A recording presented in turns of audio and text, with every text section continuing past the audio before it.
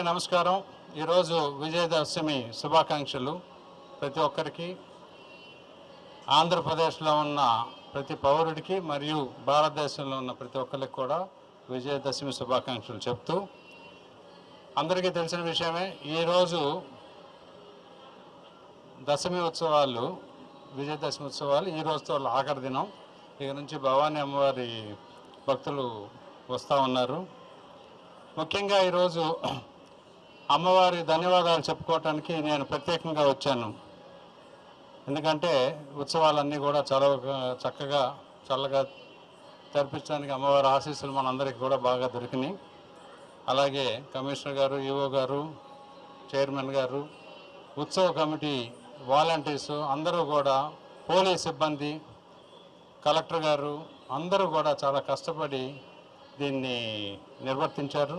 వాళ్ళందరికీ కూడా మరొక్కసారి అభినందనలు చెబుతూ, కొన్ని స్టాటిస్టిక్స్ చెప్పాలంటే లాస్ట్ ఇయర్ కంటే ఇయర్ సుమారుగా ఒక 10% ఎక్కువ వచ్చారు. లాస్ట్ ఇయర్ 12.5-13 లక్షలు వస్తే ఈ సంవత్సరం 14, ఈ రోజుతో కలుపుకుంటే 14.5 నుంచి 15 లక్షలు టచ్ అవడానికి అవకాశం ఉంది.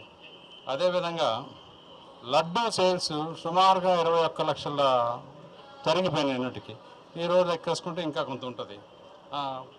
అది ఈ భక్తులు పిల్లల్ని కౌంట్ చేయకుండానే అంతమంది వచ్చారు. ఇంతమందితో ఈ బెజవాడ కొండ మీద అమ్మవారి చల్లతో అమ్మవారి దర్శనం చేసుకొని భక్తులందరూ కూడా బాగా ఆశీస్సులు తీసుకొని అన్నప్రసాదం డిస్ట్రిబ్యూషన్ సుమారుగా 2.5-3 లక్షలు జరిగింది. లెక్క అయితే 2,59,000 వచ్చింది, కానీ ఈరోజుతో కంప్లీట్ చేస్తే సుమారుగా 3 లక్షలు వస్తుంది. అట్లాగే చిన్నపిల్లలు సుమారుగా ఇంకొక 20% వేసుకోవచ్చు. కాబట్టి లాస్ట్ ఇయర్ కంటే ఇయరు, ఎందుకంటే మా ప్రభుత్వం, కూటమి ప్రభుత్వం వచ్చినాక అమ్మవారి సెలవుతో నేను పశ్చిమ నియోజకవర్గానికి ఎమ్మెల్యేగా ఎన్నుకోబడినాక ఇది రెండో ఉత్సవం. చాలా సంతోషంగా ఉంది నాకు. ప్రజలందరూ కూడా, నేను చాలామందితో కూడా ఫీడ్బ్యాక్ తీసుకుంటే, పోలీస్ సిబ్బంది కానీ, ఇక్కడ లోకల్ ఈఓ కానీ, బ్రాహ్మణులు కానీ అంతా కూడా చాలా భక్తి శ్రద్ధలతో బాగా చేశారని చెప్పి ఫీడ్బ్యాక్ వచ్చింది.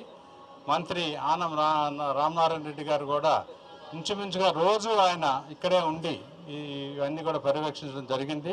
వారికి కూడా ప్రత్యేక ధన్యవాదాలు చెబుతూ, ప్రజలందరూ కూడా వచ్చే సంవత్సరానికి ఇంకా బాగా చేసుకోవాలని చెప్పి అమ్మవారిని కోరుకుందాం. తప్పకుండా అందరం కలిసి మళ్ళీ వచ్చే సంవత్సరం ఉత్సవం ఎప్పుడు వస్తుందా అని చూసే విధంగా మనందరం కూడా వేచి ఉండి, ఇక నుంచి ఈ సంవత్సరం మనం స్వచ్ఛంగా సత్య భారత్ అనే నినాదంతో మనం ముందుకు తీసుకెళ్ళాలి. ఎందుకంటే ఈరోజు